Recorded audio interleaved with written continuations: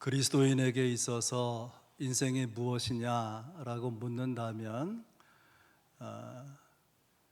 그리스도인에게 있어서 인생은 하나님의 부르심에 응답하는 것과 하나님께서 맡기신 일에 응답하는 것입니다. 그런 의미에서 생각해 볼 때에 그리스도인의 인생의 성공과 실패는 하나님이 부르신 일에 대해서, 하나님이 맡기신 일에 대해서 어떤 태도를 갖느냐에 따라서 크게 달라질 것입니다. 하나님이 맡기신 일에 성실하게 응답하는 사람, 그런 사람을 하나님이 쓰시고, 하나님이 그에게 맡기신 일에 대해서 불성실한 사람, 그런 사람은 버리시는 거죠. 그래서 설교 제목을 버려진 자, 버려진 사람, 쓰여진 사람, 그렇게 정하고 말씀을 나누겠습니다. 버려진 사람은 엘리 제사장이고 쓰여진 사람은 사무엘 선지자입니다. 사무엘이 태어날 때에 그 시대는 사사시대 말기였습니다. 사사시대 말기의 정황이 어떠했는지를 사사기가 끝나는 사사기 17장 6절에 이렇게 되어 있어요. 그때에는 이스라엘의 왕이 없으므로 사람마다 자기 소견에 옳은 대로 행하였더라. 옳은 대로, 자기 소견대로, 이런 표현 때문에 참 자유롭고 좋은 삶이었나 보다 싶지만 정반대입니다. 사사기 전체를 읽어보게 되면은 이 말의 의미가 방탕했다라는 것을 의미하는 것을 알 수 있어요. 자기가 하고 싶은 대로 지 마음대로 살아버렸다, 그런 뜻이죠. 그래서 사사시대 하나님의 백성은 신앙을 잃어버리고 도덕적으로 타락하고 사회가 무질서한 가운데 있었습니다. 안타깝게 여기신 하나님께서 한 사람을 세우시는 거예요. 사무엘상 3장 1절에 아이 사무엘이 엘리 앞에서 여호와를 섬길 때에는 여호와 말씀이 시기하여 이상이 흔히 보이지 않았더라. 4절에 가면은 여호와께서 사무엘을 부르시는지라. 엘리 제사장이 분명히 있는데도 불구하고 하나님께서 엘리 제사장에게 말씀하지 않고 어린 사무엘에게 말씀하셨다는 거예요. 말씀드린 대로 엘리를 버리시고 사무엘을 쓰시는 것입니다. 지금도 누군가는 하나님께 버림을 받고 누군가는 쓰임을 받습니다. 어떤 교회는 지금도 버려지고 하나님 앞에서 어떤 교회는 쓰여지는 것이죠. 도대체 그 이유가 무엇일까? 그런 의문을 가지고 물음표를 붙이고 오늘 말씀을 나누고자 합니다. 하나님께서는 왜 버리시는가? 중요한 두 가지 이유가 있어요. 하나님이 버리실 때는 중요한 이유가 있는데, 첫째는 열정의 부재. 열정이 없으면 버려질 수 있다는 거예요. 사무엘상 4장 13절에 보면 엘리야가 길 옆 자기의 의자에 앉아서 기다리다, 이렇게 되어 있어요. 어떤 상황인가 하면은 이스라엘이 블레셋과의 전쟁에서 전쟁 중에 있고 전쟁하다가 하나님의 언약궤, 법궤를 빼앗겼다, 그런 상황입니다. 법궤는 하나님의 임재를 상징하고 그 법궤를 지키는 책임이 제사장에게 있는데 법궤를 빼앗긴 거예요. 그러면 벌떡 일어나서 무엇인가 조치를 취해야 될 상황인데 엘리 제사장은 그냥 의자에 앉아서 기다리고 있었다는 거예요. 결국 이 엘리 제사장은 어떻게 되느냐? 사무엘상 4장 18절에 보면 엘리가 자기 의자에서 뒤로 넘어져 목이 부러져 죽으니라, 그렇게 되어 있습니다. 성경에는 엘리에 대해서 말하면서 의도적으로 남긴 표현이 있어요. 그것이 뭐냐면 의자에 앉아 있었다는 거예요. 의자에. 그 말의 의미는 게을렀다고 하는 거예요. 열정이 사라진 자리에 남는 것은 게으름입니다. 게으른 사람에게는 무슨 일을 하고자 하는 에너지가 없는 것이고, 게으른 사람에게는 기뻐할 일도 없고 흥분한 일도 없고 감격할 일도 없는 것이죠. 엘리 제사장은 하나님을 향한 열정을 잃어버리고, 그래서 그가 게을러지는 가운데 하나님의 말씀을 받지 못하는 거예요. 하나님께 버려지게 된 것이죠. 그러면 이 게으름의 문제를 어떻게 할 거냐? 게으름의 처방은 부지런함이 아니고요, 매트 폭스라고 하는 신학자가 이렇게 말했어요. 게으름의 처방은 내 안에 있는 불꽃을 발견하는 것이다. 소명이 불꽃이다. 그렇게 말했습니다. 게으름의 처방은 내 속에서 불꽃을 일어나게 하는 거라 그 말이죠. 근데 그 불꽃은 어디에서 발생한 소명에서 온다 그 말이죠. 소명이 무엇인가 하면은 소명은 내가 하고 싶은 일과 관련되어 있고요, 내가 마땅히 해야 되고 할 수 있는 일과 관련되어서 하나님이 소명을 주시는 거예요.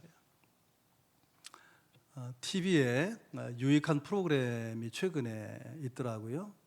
오은영 박사하고 이희경이라고 한 탤런트가 사회적으로 진행하면서 하는 토크쇼 같은 것인데, 제목이 100억짜리 아침 식사라는 프로그램이에요. 아주 대표적으로 두드러지게 성공한 사람을 청해서 이야기를 나누는데, 어떻게 성공하게 되었는지, 그 과정에 어떤 어려움이 있었는지, 어려움을 어떻게 극복했는지, 그런 이야기를 나누면서 사람들에게 동기를 부여하고 희망을 주고자 해서 만든 프로그램인데요. 몇 사람이 초대가 되었는데, 두 사람은 직접 보고 한 사람은 이제 인터넷에서 기사를 읽었습니다. 연매출 800억의 런던 베이커리 뮤지엄의 대표인 이효정이 있고, 연매출 1100억, 별로 놀라지도 않는 것 같아요. 연매출 1100억을 올리고 있는 메이크업 아티스트 정샘물이라고 하는, 그 자기 이름이 회사 이름이에요. 정샘물 대표가 있고, 아몬드를 어떻게 하면 사업을 할 수 있을까, 성공할 수 있을까 해서 K 아몬드를 만든 K 아몬드의 대표 윤문헌 사장이 있습니다. 그 내용을 보면서 나름대로 성공한 이유들이 있더라고요. 남다른 아이디어가 있고, 마케팅 전략이 있고, 또 어떤 어려움이 있을 때 정면 승부를 걸고 자기 일에 진정성을 가지고 진지하게 일을 다루어 나가는 거예요. 조금씩은 성공하게 된 다른 이유들이 있더라고요. 그런데 예외 없는 공통점 하나가 있어요. 그것이 뭐냐면 열정이에요.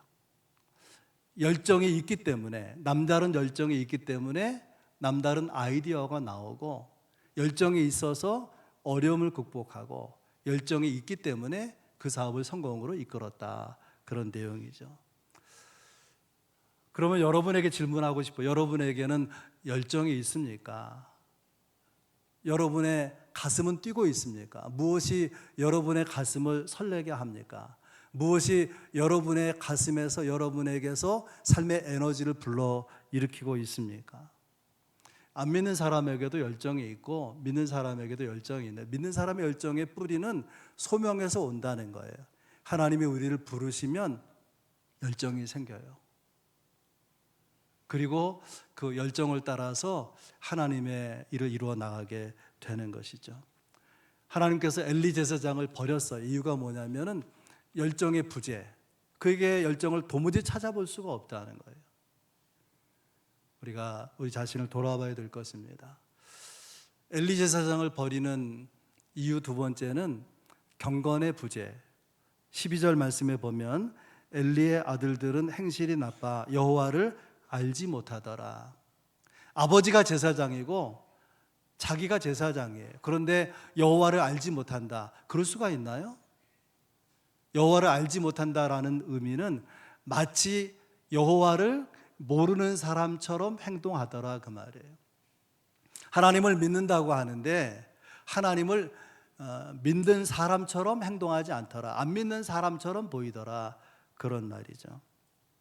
또 행실이 나쁘다 그러는데 이 나쁘다는 원어는 벨리알이라고 하는 단어예요. 그냥 나쁘다는 게 아니라 매우 부패한, 매우 가증스러운, 사악한 그런 의미를 담고 있어요.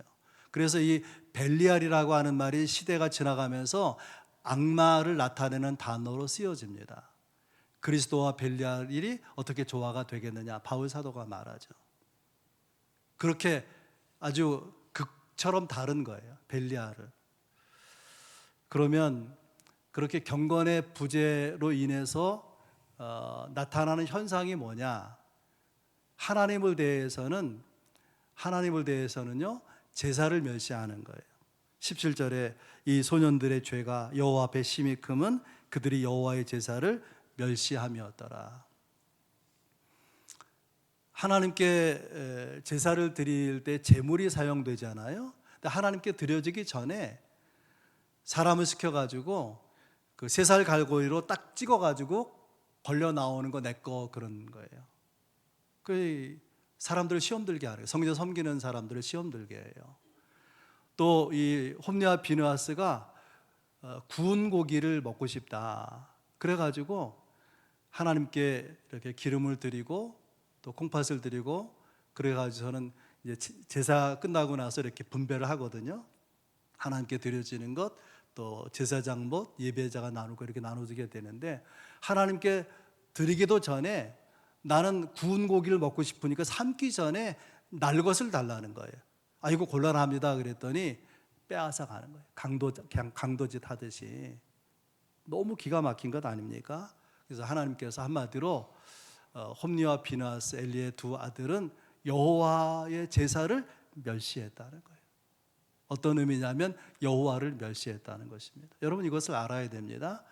예배를 무가치하게 여기는 것은 하나님을 무가치하게 여기는 거예요. 예배를 소홀히 하는 것은 하나님을 소홀히 하는 거고 같이 여기시겠다고 하는 거 아니겠습니까? 경건의 부재, 경건이 없으면 예배가 소홀해지는 거예요. 예배를 무가치하게 여기는 것이고 또 하나 현상, 사람을 대해서는 성적 범죄가 나타나요. 22절에 보면 그의 아들들이 온 이스라엘에게 행한 모든 일과 회막문에서 수정드는 여인들과 동침하였음을 엘리가 들었다는 거예요. 본래 성전에는 레위인들이 일하고 제사 집례는 제사장들이 하죠. 아론 가문의 제사장들이 하게 되는데 세월이 흐르면서 일이 많아져서 그런지 회막 입구에서, 성문 입구에서 여인들, 봉사하는 여인들이 있었어요. 빨래를 하거나 또 그릇을 씻거나 뭐 이런 일을 하는 사람들이 있었는데 그런 자원에서 마치 나스린처럼 내가 일정 기간 헌신하겠습니다 라고 성전에서 일하는 여인들을 건드렸다 그 말이에요. 이런 이야기를 아버지 엘리 제사장이 듣고 어떻게 조치했는가? 마치 남의 이야기 다루듯 한 것입니다. 23절 24절에 보면 너희가 어찌하여 이런 일을 하느냐? 내 아들들아 그리하지 말라. 내게 들리는 소문이 좋지 아니하니라. 엘리의 두 아들 홈리와 비느하스 행동은 이거는 도를 넘은 거예요. 그러면 엄중한 처벌을 해야 되는 것인데 그리하지 마. 그러면 안 되지 하고 가벼운 훈계로 끝냈다고 하는 거예요. 여러분 생각해 보세요. 이 홈리와 비느하스의 이런 잘못된 타락한 행동이 처음 발생한 것일까요? 이것은 꽤 반복된 일이었을 것입니다. 아버지가 아들에게 말할 때도 그러지 말아라 딱 한 번 했을까요? 여러 번 말했을 거예요. 근데 아버지의 말을 듣지 않는 아들들이죠. 그래서 하나님께서 왜 이렇게 돼버렸는지 엘리 제사장에게 책망하기를 너는 네 아들을 나보다 존중히 여긴 결과다. 이렇게 된 것은 네가 나보다 네 아들들을 더 중히 여긴 결과라. 그렇게 무섭게 말씀하십니다. 고위공직자가 잘못을 하잖아요. 그러면 엄중한 처벌이 내리면은 그런 일을 하는 공직자가 없을 것인데 다시 또 죄를 짓잖아요. 그래서 뉴스에서는 뭐라고 말하냐면 솜방망이 처벌이라 그래요. 아파요, 안 아파요? 안 아파요. 벌이라고 주는데 벌 같질 않은 거예요. 그러니까 또 죄를 짓고 그러지 않습니까? 엘리 제사장의 아들들이 도를 넘어서 지나치게 잘못할 때 엄중하게 처벌해야 되는데 하지 않으니까 그럼 내가 하겠다. 여러분, 하나님이 다루시면은 너무 아픈 거예요. 세 가지로 좋지 않은데 첫째는 성직을 박탈하십니다. 30절에 보면 나 여호와가 말하노라 내가 전에 내 집과 내 조상의 집이 내 앞에 영원히 행하리라 하였으나 이제 나 여호와가 말하노니 결단코 그렇게 하지 아니하리라. 하나님 앞에서 행한다는 것은 제사를 집례하는 제사장직을 말하는 거예요. 그것을 영구하도록 영원하도록 약속했는데 이제 그렇게 할 수가 없다는 거예요. 여러분, 하나님의 약속이 우리에게 실현되는 것은요, 우리 책임이 있어요. 만약에 하나님 약속하셨는데 약속대로 안 되더라, 우리 삶에 문제가 있다. 하나님에게 문제가 있는 것이 아니라 결국 아론 집안에서 제사장이 나오는데 그래서 이 엘리도 제사장이 된 것이고 자녀들도 제사장이 된 것인데 나중에 성경을 보니까요, 솔로몬 시대에 사독 집안에서 제사장이 나와요. 하나님이 성직을 거두시고 그 성직의 흐름을 다른 데로 바꾸셨다고 말이죠. 무서운 이야기 아닙니까? 그리고 하나님이 이렇게 말씀하십니다. 나를 존중히 여기는 자를 내가 존중히 여기고 나를 멸시하는 자를 내가 경멸하리라. 예배를 멸시하는 것을 두고 나를 멸시했다. 나를 존중히 여기는 자 내가 존중히 여기고 나를 멸시하는 자 내가 멸시하리라. 여러분, 예배의 태도를 하나님께 나아가는 것을 돌아봐야 될 것입니다. 두 번째 조치는 명예를 끊어버리는 거예요. 31절, 32절에 보면 내 집에 노인이 하나도 없게 하는 날이 이를 것이라. 내 집에 영원토록 노인이 없을 것이라. 여기서 말하는 노인은 우리가 생각하는 나이 든 분들을 말하기도 하지만 구약 성경에서 노인이 많은 경우에 장로를 의미하는 거예요. 많은 식견을 가지고 있고 경험을 가지고 있고 백성들에게 영향력이 있어서 장로로 세워진 사람들, 그런 노인을 어떻게 하겠다는 거예요? 없애버리겠다는 거예요. 다시는 집안에 노인이 나오지 않게 할 것이다. 그의 권위, 그의 명예, 그의 리더십을 거두시겠다고 하는 거예요. 결정적으로 하나님의 세 번째 조치는 죽음을 선고하신 것입니다. 33절에 내 집에서 출산하는 모든 자가 젊어서 죽으리라. 34절 내 두 아들 홈니와 비나스가 한날에 죽을 것이라. 그래서 그 다음 사무엘상 4장에 보면 하나님의 백성이 블레셋과 싸우다가 4,000명의 전사예요. 군인들이 너무 놀래가지고 백성의 장로들이 사람을 보내가지고 야, 이거 이래서는 안 되겠다. 전쟁에 이기려면 하나님의 도우심이 필요하니까 언약궤, 법궤를 가지고 가야 되겠다. 그래서 법궤를 가지고 이렇게 내달라고 하는 압박을 넣으니까 할 수 없이 내주면서 이 법궤는 누가 관리하면 제사장이 관리하거든요. 홈리와 비느하스가 이 법궤를 가지고 전쟁터에 같이 동행하게 되죠. 어떻게 됐을까요? 결과가? 이번에는 이스라엘 군대 3만 명이 죽은 거예요. 그 전장에서 홈리와 비느하스도 죽게 됩니다. 엘리 제사장이 실로에 있는 성소에 있다가 이 전쟁터 소식을 들은 거예요. 전쟁터 소식을. 언약궤를 빼앗기고 자기의 두 아들도 죽었다는 소식을 듣고 놀래가지고 의자에 자빠져서 말씀드린 대로 그 몸이 비둔해서 그냥 그 자리에 죽은 것입니다. 엘리 제사장의 며느리 비느하스의 아내가요, 시아버지가 죽었다라는 소식을 듣고 자기의 남편 비느하스가 전쟁터에 죽었다는 소식을 듣고 큰 충격을 받고 출산 직전에 있었는데 아이를 낳고 자긴 죽어요. 근데 죽을 때 한마디를 남깁니다. 이가봇. 아시죠, 여러분? 이가봇. 이가봇은 영광이 떠났다 그런 뜻이에요. 하나님의 영광이 나에게서 우리 집안에서 떠났다. 그러면 이게 뭘 말하는 거냐면은 용도 폐기되는 걸 말하는 거예요. 하나님의 영광이 떠나면은 하나님이 쓰시지 않고 버리는 것입니다. 용도 폐기되지 않기를 바랍니다. 엘리 제사장은 하나님께서 그에게 주신 부르심, 콜링을 외면했어요. 그에게 맡기신 사명을 저버렸어요. 그래서 하나님이 버릴 수밖에 없었던, 하나님이 쓰시던 사람인데 버릴 수밖에 없었던 사람이 된 것이죠. 두 번째 이야기는요, 그러면 누구를 쓰시는가? 누가 하나님에게 하나님의 일에 쓰여지는가? 세 가지 모습이 나오는데요. 첫째는 충실한 사람, 35절에 오늘 본문이죠. 내가 나를 위하여 충실한 제사장을 일으킬 것이다. 엘리 제사장 가문을 버리시고 충실한 사람을 일으킬 것이다. 그런데 수식어가 이렇게 돼 있죠. 여호와를 위하여 충성을 하는데, 성실하게 살아가는데 무엇을 위해서요? 여호와를 위해서 그렇게 충성을 다하는 충실한 사람을 세우겠다는 거예요. 그리고 이렇게 말씀하십니다.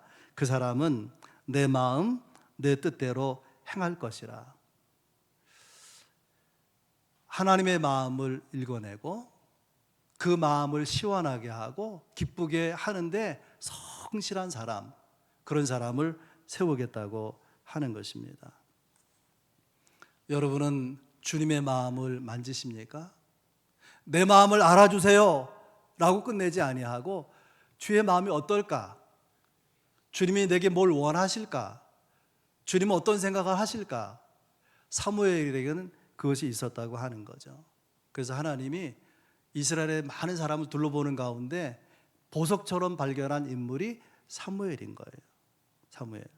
궁극적으로는 예수 그리스도를 상징한다고도 볼 수 있습니다. 가정이든 교회든 나라든 일어서려고 하면 이런 사람이 필요해요.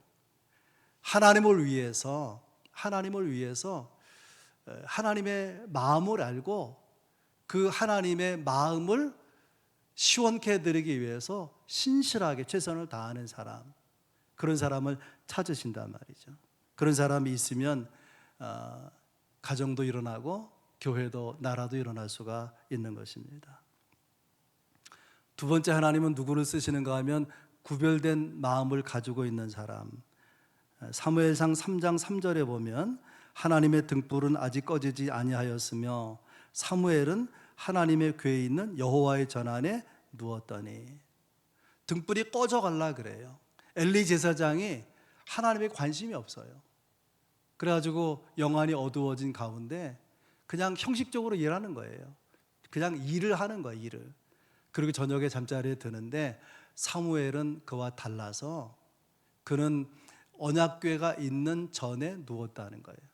언약궤는 지성소 안에 있거든요, 원래가. 지성소 안에. 거긴 대제사장만 들어가니까 지성소 안에 들어가지 못하고 지성소에 언약궤가 있는 곳에 가장 가까운 곳에 아마 이불을 펴놓고 거기서 누워 잤던 것 같습니다. 이스라엘 백성들에게 성전은 하나님이 계시다고 여겨지는 곳이에요. 하나님이 계신 곳, 그 중심부, 할 수 있는 대로 그 다가설 수 있는 가장 가까운 곳까지 다가선 이 사무엘의 마음을 읽어볼 수가 있죠. 엘리의 마음과 또 사무엘의 마음이 얼마나 다른가 하는 것을 생각하게 됩니다. 그런가 하면 하나님이 누구를 쓰시느냐? 구별된 삶을 가진 사람을 쓰시는데요. 18절 19절에서 엿볼 수 있어요. 사무엘은 어렸을 때에 세마포 에봇을 입고 여호와 앞에서 섬겼더라. 그의 어머니가 매년 드리는 제사를 드리러 그의 남편과 함께 올라올 때마다 작은 겉옷을 지어다가 그에게 주었더라.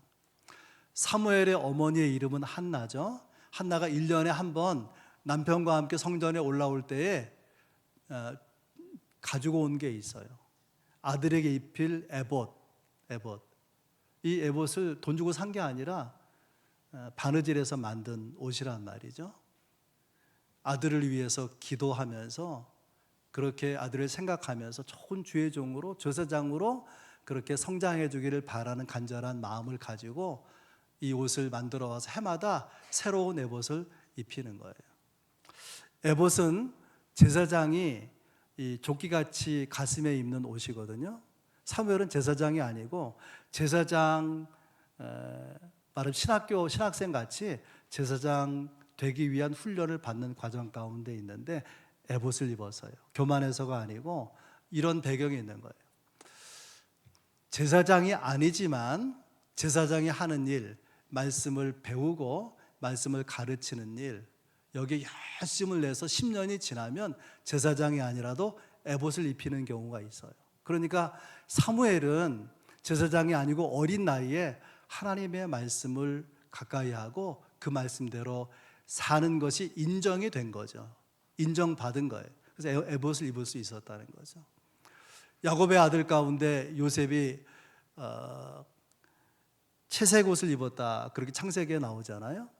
채색 옷이 비쌉니다. 가난한 사람이 입지 못하지만 부자라고 다 자녀에게 입힐 수 있는 게 아니라 누구에게 입히냐면 말씀을 암송하고 그 말씀을 소중히 여겨서 말씀대로 살아가는 사람, 그것을 오래 지켜보고 딱 사람들에게, 가족들에게 인정이 되면은 채색 옷을 입힐 수가 있는데, 그것을 누가 입었냐면 12아들 가운데 요셉이 입은 거예요. 요셉이 형들의 미움을 해서 애굽으로 노예로 팔려가지 않습니까? 보디발 장군의 집에 들어와서 말단 하인 종으로 있게 되는데, 외모가 준수해서 그런지 청년 요셉을 보디발 장군의 아내가 유혹을 하죠. 하인들을 다 내보내고 집안에 아무도 사람이 없어요. 그리고 이렇게 말합니다. 봐, 아무도 보는 사람이 없지. 여기 아무도 사람이 없어. 그러니까 나와 동침하자. 그렇게 유혹한 거예요. 청년의 때에 얼마나 정욕이 강합니까? 그런데 요셉이 뭐라고 말하냐면, 옛날 성경에는 내가 어찌 하나님 앞에 득죄하리이까? 하나님이 보고 계시는데 어떻게 죄를 지을 수 있겠습니까? 보디발 장군의 아내의 눈에는 하나님이 안 보여요. 그러나 요셉의 눈에는 하나님이 계신 거예요. 하나님 어떻게 죄를 지을 수가 있겠습니까? 여러분, 유혹을 받는 순간에 이런 답변이 나올 수 있는 게 아니에요. 한순간에 나올 수 있는 것이 아니라 오랜 세월 보이지 않는 하나님이 내 앞에 계시다, 나를 보고 계시다, 그 훈련된 거죠. 하나님 앞에 사는 삶이 훈련되었기 때문에 이 결정적인 유혹에 넘어갈 수 있는 시간에 이런 고백이 가능한 거예요. 내가 어떻게 하나님 보시는데 죄를 지을 수 있겠습니까? 세상이 너무 썩으면 하나님은 어릴 때 주의 종으로 부르시기도 합니다. 사무엘을 어린 나이에 부르셨고요. 예레미야, 에스겔 이런 사람 다 어린 나이에 주의 종으로 부름 받았습니다. 왜 그럴까 여러분 생각해 보셨습니까? 하나님이 보시는데 어른 중에는 쓸만한 인물이 없는 거예요. 하나님의 일에 쓰실 수 있는 사람이 아무리 찾아봐도 없는 거예요. 그런데 나이가 어린 사람들 중에 경건한 삶을 실천한 사람들이 있는 거죠. 그렇게 발견된 사람이 사무엘인 것입니다. 사무엘은 어머니가 해마다 이렇게 준비한 에봇을 입었다 그러잖아요. 기도하면서 준비했다고 말씀드리지 않았습니까? 중보 기도의 방탄조끼예요. 어떤 유혹도 어떤 시련도 다 막아낼 수 있는 그런 기도의 방탄조끼를 입고 있었던 것이죠. 그래서 세상이 그렇게 사사시대니까요, 사사시대 말기니까 얼마나 타락하고 부패한, 뭐 특별한 어느 개인이 아니라 다 그런 거예요. 다 방탕한, 다 방종하는 삶을 사는 거예요. 심지어 제사장까지도 타락한 시대 가운데 있는데 그는 그 가운데서 구별된 삶을 살아가는 것입니다. 에봇을 입을 때마다, 또 에봇을 볼 때마다 어머니의 중보기도를 생각하고 나는 절대로 세속에 물들지 않는 경건한 삶을 살겠다. 엘리의 두 아들 그 형들처럼 난 절대로 못된 짓거리 하지 않겠다. 나는 제사장이 될 꿈을 가지고 훈련받고 있는데 거룩한 제사장이 될 것이다. 그렇게 살았다고 하는 거 아니겠습니까? 여러분, 제사장은 사람의 죄의 문제를 다루는 직분이거든요. 그러니까 일반 백성들보다 높은 도덕성이 요구되는 거예요. 내가 어느 자매를 좋아한다 그냥 결혼할 수 있는 게 아니라 깨끗한 처녀여야 되는 거예요. 아무나 결혼할 수가 없어요. 그런 제사장의 신분에 돈 문제 문제가 생기고 여자 문제가 생기면 그냥 아웃이죠. 한순간에 아웃. 그때나 지금이나 마찬가지입니다. 베드로 사도는 베드로전서 2장 9절에서 그리스도인은 예수 안에서 왕 같은 제사장이라 그래요. 여러분이 주의 종은 아니지만 영적인 의미에 있어서 왕 같은 제사장이라. 그럼 뭘 요구할까요? 높은 수준의 도덕성을 요구한단 말이죠. 아무렇게나 살면 되는 것이 아닌 것입니다. 물론 우리가 엘리야나 사무엘 같이 그런 큰 인물은 아니지만 하나님은 그런 영적 거장만 쓰시는 것이 아니라 그 마음이 구별된 사람, 그 삶이 구별된 사람, 하나님을 위하여 성실하게 헌신하고 충성할 수 있는 사람이 발견되면 어린 사람도 쓰신다고 하는 것입니다. 무너진 공동체를 돌아서게 할 수 있는 사람이 누구냐? 이 사무엘 같은 신실함과 구별된 마음과 구별된 삶을 가진 사람 아니겠습니까? 우리 신앙생활 하면서 아주 짧은 시간이 어느 한때는 내가 정말 하나님 기뻐하신 성도로 살고 싶다. 내가 이 하나님의 나라, 부패한 세상에서 그 공동체에서 이걸 정화시켜가는 하나님의 사람으로 쓰임받고 싶다. 그런 열정을 가진 때가 있었을지 모릅니다. 그런데 세월이 지치고 사람들에게 상처받고 그러다가 그 거룩한 열심이 흐지부지 돼버리고 마는 것이죠. 그러면 쓰임받지 못하는 것입니다. 여러분 이걸 아셔야 돼요.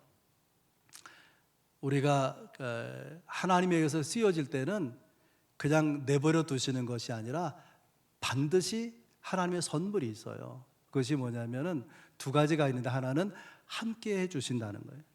사무엘상 3장 19절에 사무엘이 자라매 여호와께서 그와 함께 계셔서 하나님의 함께 하심을 주신다는 거예요. 하나님의 함께 하심이 사무엘의 담대함의 비밀이고 능력의 비밀인 거예요. 하나님이 함께 계시기 때문에 그에게 말씀하시고 그는 말씀을 받은 자가 되는 것이죠. 또 하나 하나님이 쓰실 때에 주시는 선물이 뭐냐면 하나님께 쓰여지는 사람을 존귀하게 만드신다는 거예요. 사무엘상 3장 19절 20절 말씀입니다. 그의 말이 하나도 땅에 떨어지지 않게 하시니 단에서부터 브엘세바까지의 온 이스라엘이 사무엘은 여호와의 선지자로 세우심을 입은 줄을 알았더라. 사무엘이 말하면 말한 대로 되는 거예요. 사무엘이 축복하면 축복을 받는 거예요. 사무엘이 권고하잖아요. 말을 안 들으면 망하는 거예요. 두려움이 생겨요. 사무엘에 대해서. 그래서 사무엘상 4장에 가면 온 이스라엘 백성들이 사무엘의 말에 귀를 기울여요. 그리고 이 사무엘이 3장 20절에 보면 온 이스라엘 백성들이 사무엘은 하나님이 세우신 선지자로 알았더라. 존중했다 그런 말이죠. 하나님은 하나님이 기뻐하시는 사람을 쓰실 때에 사람들로 존중받게 하십니다. 주의 종이요, 목사나 교인이 똑같은 사람이지 거기에 존중이 있을까요? 똑같은 사람인데 하나님이 그를 부르시고 세우셨다고 믿어져요. 그럼 소중하죠. 존경하고 존중하게 되지 않습니까? 여러분 우리가 하나님이 기뻐하시는 구별된 마음, 구별된 삶, 하나님을 위하는 신실한 열심을 가지고 있으면 여러분을 쓰시는데 함께 해주시는 거예요. 여러분의 삶을 존귀하게 만드실 것입니다. 그렇게 귀하게 쓰임받을 수 있는 우리 모두가 될 수 있길 주의 이름 축복합니다.